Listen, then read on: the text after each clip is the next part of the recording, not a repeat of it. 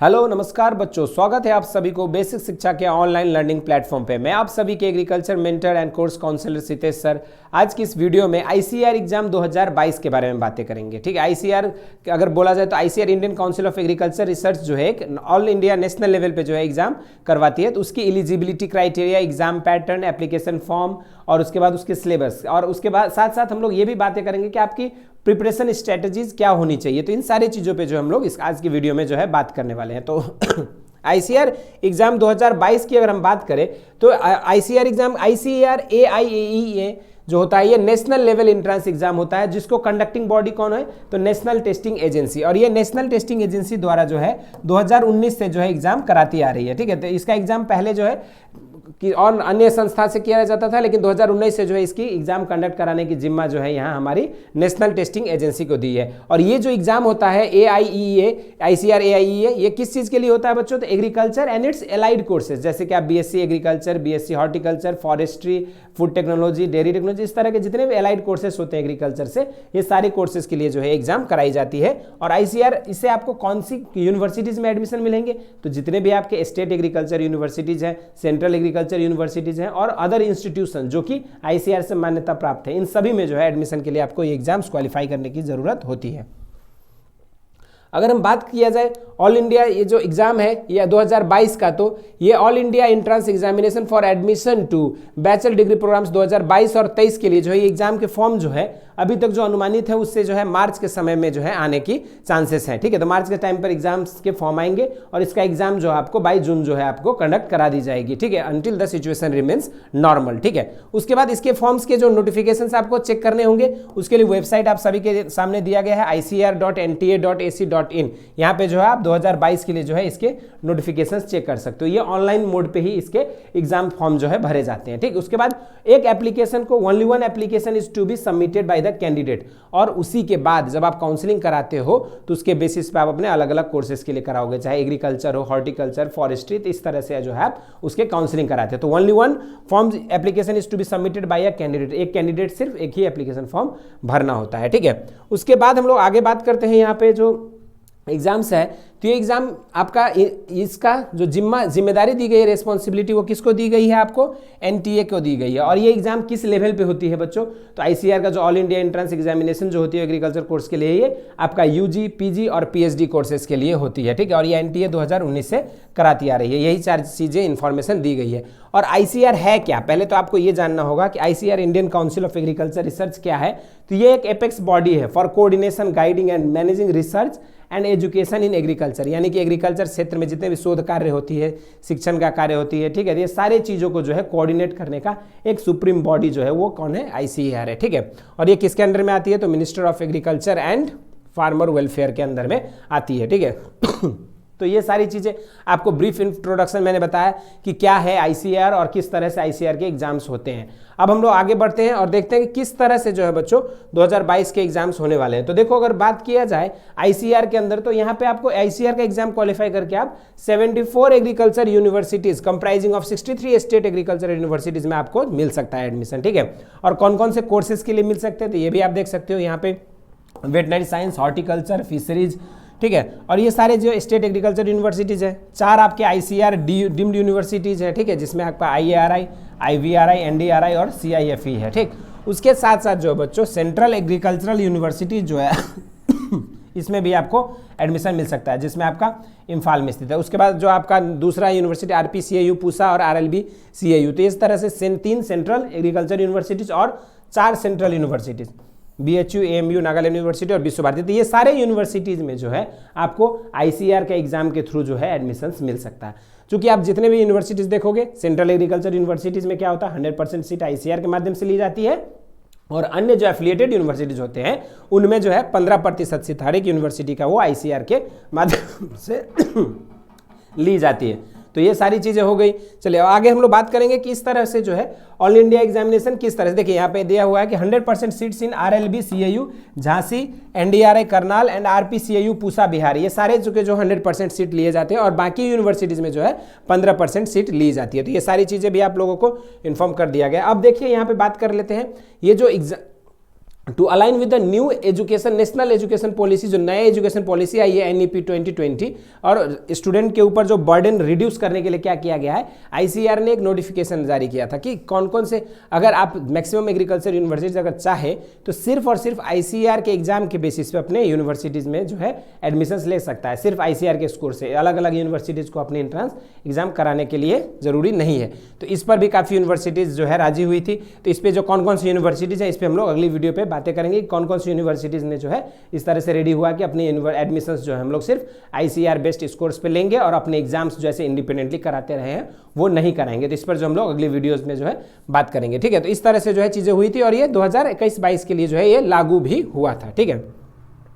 अब अगर बात करें एज लिमिट का बच्चों, तो देखो जो भी कौन कौन से बच्चे दे पाएंगे तो अगर हम बात करें 31/8/2022 तक, अगर आपके एज अगर आप 16 ईयर्स के हो एटलीस्ट, तो आप जो है ICAR के एग्जाम्स दे सकते हो। तो सभी लोग अपनी एज लिमिट को जो भी ये काफ़ी क्रूशियल मैटर रहा है, क्योंकि अभी स्टूडेंट्स का क्या होता है, आप प्रिपरेशन करते हो और एज लिमिट के कारण से जो आप फॉर्म नहीं भर पाते, तो इन चीज़ों को भी नोट करना काफ़ी इंपॉर्टेंट है, ठीक है बच्चों। तो ये एज लिमिट भी आप लोगों को ध्यान देना है कि आपको 16 ईयर्स मिनिमम एज होनी चाहिए, और is no relaxation in admissible in case of minimum age limit, ठीक है। इसमें कोई जो है गुंजाइश नहीं हो सकती। अब देख ही लेते हैं कि कौन कौन से कोर्सेस में एडमिशन जो है बच्चों वो ICAR के एग्जाम्स के माध्यम से मिलता है, ठीक है। तो देखिए BSc honours agriculture, BSc horticulture, ठीक है, फॉरेस्ट्री, उसके बाद फिशरीज साइंस, उसके बाद BSc honours community science, food nutrition and dietetics, BSc honours sericulture, BTech agriculture engineering, BTech dairy technology, BTech food technology और बीटेक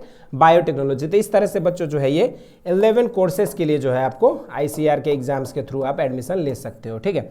तो एक कॉमन एग्जाम्स के थ्रू आपको 11 अलग अलग कोर्सेज में जो है एडमिशन मिलने के चांसेस है।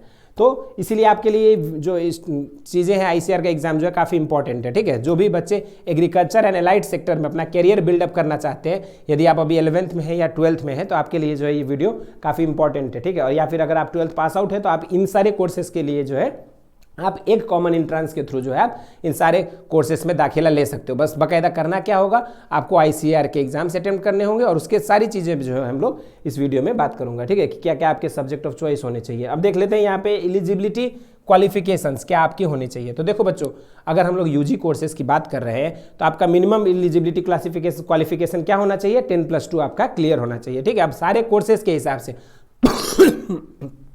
अगर आप BSc ऑनर्स एग्रीकल्चर की बात कर रहे हैं, ठीक, तो BSc ऑनर्स में आपका इंटर में PCB, PCMB, PCM या इंटर एग्रीकल्चर, जैसे कि काफ़ी बच्चे हमारे उत्तर प्रदेश या बिहार से जो होते हैं तो उन्होंने अपनी जो इंटर एग्रीकल्चर वो अपने 10+2 में लेते हैं, जैसे 10th के बाद उन्होंने इंटर एग्रीकल्चर सब्जेक्ट से पढ़े रहते हैं, तो उनके लिए भी जो है BSc ऑनर्स एग्रीकल्चर की जो कोर्सेज के लिए वो भी एलिजिबल है। अब यहाँ पे देख लेते हैं एग्जाम पैटर्न आपको क्या चूज करना है, ठीक है, PCM, PCB, PCA, ABC।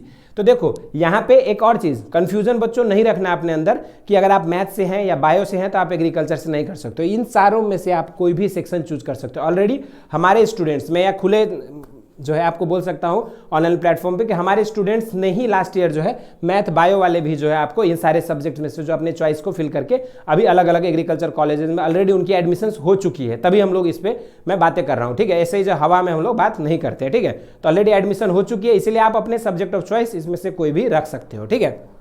उसके बाद BSc ऑनर्स हॉर्टिकल्चर के लिए भी आपकी सेम एलिजिबिलिटी क्राइटेरिया है और सेम पैटर्न ऑफ सब्जेक्ट जो आप चूज कर सकते हो। उसके बाद फिशरीज साइंस के लिए आप PCM या PCMB या इंटर एग्रीकल्चर और PCB, PCA और ABC, ठीक है। तो इस तरह से देखो बच्चों अगर हम बात करेंगे फॉरेस्ट्री के लिए तो इसमें भी आपका PCB या PCMB और ये PCB, PCA और ABC आप चूज कर सकते हैं। तो इस तरह से बच्चों ये सारे एग्जाम्स है, ठीक है। आपको इन्हीं एग्जाम्स के जो है आपको एलिजिबिलिटी पैटर्न भी बता दिया, क्या क्या आपको सब्जेक्ट पास होने चाहिए इंटर में, ताकि आप जो है इन सारे कोर्सेज को और कौन कौन से सब्जेक्ट आप चूज कर पाओगे। फूड न्यूट्रिशन एंड डाइट्रिक्स के लिए PCB, PCMB, PCM और PCB और PCM से आप देख सकते हो। तो ये सारे कोर्सेज में जो है आप PCM से दे सकते हो, ठीक है। जो जितने भी टेक्निकल कोर्सेज है, BTech agriculture engineering, BTech dairy technology, BTech food technology, BTech biotechnology, इन सभी में जो है PCM या PCB से दे सकते हो। लेकिन ये सब जो हमारे BTech agriculture engineering, BTech dairy technology और बीटेक फूड टेक्नोलॉजी में जो है बच्चों आपको करना क्या है, सिर्फ आप PCM से जो है अटेम्प्ट कर सकते हैं, ठीक है। तो इस तरह से ये सब कुछ 11 कोर्सेज थे, इसके एलिजिबिलिटी क्राइटेरियाज क्या क्या थी और क्या क्या सब्जेक्ट्स ऑफ अटेम्प्ट आप ले सकते हो, क्या क्या सब्जेक्ट से आप तैयारी कर सकते हो, ये सारी चीज़ें जो है आपको यहाँ पे बताया गया, ठीक है। इसके वीडियोज़ के जो PDF भी है जो वो भी आपको हमारे चैनल पे अवेलेबल करा दिए जाएंगे, ताकि इससे भी जो है आप लोग अपनी सजेशंस ले सकते हो, अपनी गाइडलाइंस जो आप इससे अपने प्लानिंग बता सकते हो कि किस तरह से आपको करना है। अब बच्चों बात करते हैं, अब सबसे इंपॉर्टेंट चीज़ तो होता है कि सर आपने सारी चीज़ें तो बता दिया कि ICAR क्या है, कैसे एग्जाम्स होती है, किन कोर्सेज के लिए होती है, लेकिन आपने तो ये तो बताया ही नहीं कि पेपर पैटर्न क्या होता है, किस तरह के क्वेश्चंस आते हैं और क्या क्या क्वेश्चंस, क्या क्या चीज़ें उसमें पूछी जाती है और किस तरह से जो है क्वेश्चंस रहते हैं, पॉजिटिव नेगेटिव मार्किंग होती है नहीं होती। तो ये सारी चीज़ें जो है बच्चों हम लोग पेपर पैटर्न में जो आप लोगों को क्लियर कर दूंगा, ठीक है। तो मोड ऑफ एग्जामिनेशन की अगर बात किया जाए तो एग्जामिनेशन जो होती है बच्चा, ये हमारा कंप्यूटर बेस्ड टेस्ट होता है, यानी कि CBT बेस्ड, ठीक है, कंप्यूटर बेस्ड ऑनलाइन टेस्ट होती है, ठीक है। उसके बाद आपके क्वेश्चंस जो होते हैं बच्चों ये MCQ बेस्ड होती है, ठीक। लेकिन एक चीज़ और जान लो, MCQ बेस्ड जो है ये आपका नॉर्मल MCQs नहीं होते, इसमें assertion reasoning, match the following, ठीक है, स्टेटमेंट बेस्ड और नॉर्मल MCQs, इस तरह से इसमें जो है डाइवर्सिफाइड MCQs रहते हैं, ठीक है। तो इन सब चीज़ों पर भी जो हम लोग बातें करेंगे, ठीक। उसके बाद नेक्स्ट हम लोग बात करेंगे टोटल क्वेश्चंस कितने होते हैं बच्चों, तो 150 क्वेश्चंस पूछे जाते हैं, ठीक, जिसमें आपके 3 सब्जेक्ट्स, आपको इससे पहले मैंने बता दिया कि आपको कौन कौन से सब्जेक्ट से चूज करने होंगे, ठीक है। तो उन्हीं 3 सब्जेक्ट्स में से जो आपके 50 क्वेश्चंस फ्रॉम ईच सब्जेक्ट, ठीक है, 50 क्वेश्चन जो होती है बच्चों वो आपका एवरी सब्जेक्ट से आपको 50 क्वेश्चंस करने हैं, इंटू 3 करके जो टोटल आपके 150 क्वेश्चंस रहते हैं, ठीक है।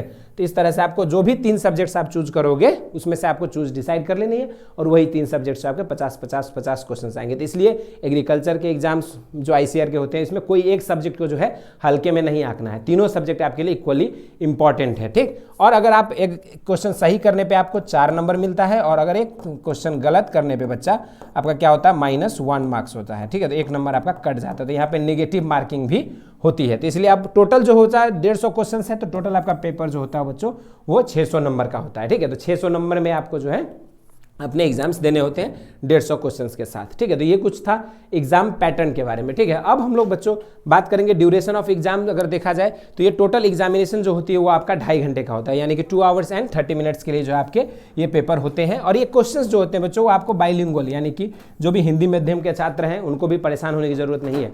आपके जो सवाल दिए जाएंगे एग्जाम में वो आपके हिंदी और इंग्लिश दोनों ही लैंग्वेजेस में होंगे, बाइलिंगुअल होंगे, बिल्कुल उसी तरह से जिस तरह से आपको बेसिक शिक्षा के ऑनलाइन लर्निंग प्लेटफॉर्म पे सारे सब्जेक्ट्स पढ़ाया जा रहा है। इसलिए हम लोग बाइलिंगुअल चीज़ों को फोकस इसलिए ज़्यादा करते हैं। आप नीचे जो है प्लेलिस्ट से वीडियो चेक कर सकते हो, जो भी कंटेंट हम लोग यहाँ डिलीवर करते हैं ना वो पूरी तरह से बाइलिंगुअल इसीलिए किया जाता है ताकि हिंदी और इंग्लिश माध्यम के छात्रों को कोई दिक्कत ना हो, ठीक है। उसके बाद मार्किंग स्कीम यहाँ पे 4 मार्क्स जो है आपको करेक्ट क्वेश्चन के लिए, और अगर हम लोग नेगेटिव मार्किंग होती है इसमें 1 नंबर घट जाती है फॉर एवरी इनकरेक्ट आंसर, ठीक है। चलिए उसके बाद जो है बच्चों प्रिपरेशन टिप्स आपकी क्या होनी चाहिए। तो सबसे पहले हम लोग बात करते हैं go through the complete exam pattern and syllabus, ठीक है। एग्जाम पैटर्न और सिलेबस पहले आप लोगों को ध्यान देना है, ठीक, कि आपके एग्जाम पैटर्न क्या क्या है, क्या क्या सब्जेक्ट्स आप दे सकते हो, क्या आपकी इंटर में सब्जेक्ट होनी चाहिए। ये नहीं कि आप एलिजिबल ही ना हो और आप एग्रीकल्चर की तैयारी करो, तो ये सबसे बड़ी भूल होगी और सबसे ज़्यादा आप इस पर समय नष्ट करोगे। तो इसलिए सबसे पहले अपनी एलिजिबिलिटी क्राइटेरिया मैंने पहले बताया है उसको ध्यान से नोट करिए। उसके बाद सब्जेक्ट ऑफ चॉइस आप डिसाइड कर लीजिए और उस हिसाब से जो है आप करिए, ठीक है। और उसके बाद आपकी बेस्ट सब्जेक्ट कॉम्बिनेशन क्या होनी चाहिए इस पर भी जो हम लोग आपको गाइड करेंगे, ठीक। तो चलिए नेक्स्ट जो आपके क्या होना चाहिए, एक बैलेंस टाइम टेबल शेड्यूल आपको बनाना है, ठीक है। क्योंकि आप अगर बात करें हम लोग तो 2 तरह के एग्जाम्स होते हैं बच्चों। एक एग्जाम होता है कॉम्पिटिटिव जिसकी हम लोग बात कर रहे हैं यहाँ ICAR की, और दूसरा होता है आपके जो बोर्ड एग्जाम्स जो आप अभी तक क्लियर करके आए हो, चाहे स्कूल के एग्जाम्स। तो देखो जो स्कूल लेवल एग्जाम्स होते हैं ना उसमें 60% लेके आने वाला भी पास है और 90% वाला भी पास है। लेकिन इस तरह के एग्जाम्स में बच्चों अगर आपका कट ऑफ 98 गया है तो आप 97 पर भी आप जो है वो एग्जाम कंपटीशन से बाहर रहोगे। तो इसलिए आपको सबसे पहले तो अपने अंदर एक स्ट्रिक्ट डिसिप्लिन लेके आनी है, ठीक है। एक स्ट्रिक्ट टाइम टेबल बनानी है और उसी टाइम टेबल को फॉलो करते रहना है till the last date of your examination, ठीक है। जब तक एग्जाम से 1 दिन पहले तक आपको पूरी तरह से उस टाइम टेबल को फॉलो करना है, ठीक है। तो strict time table for study and follow it strictly, strictness होना बहुत जरूरी होता है बच्चा। नेक्स्ट जो है आपको सिर्फ प्रीवियस ईयर और सैंपल पेपर्स, ठीक है।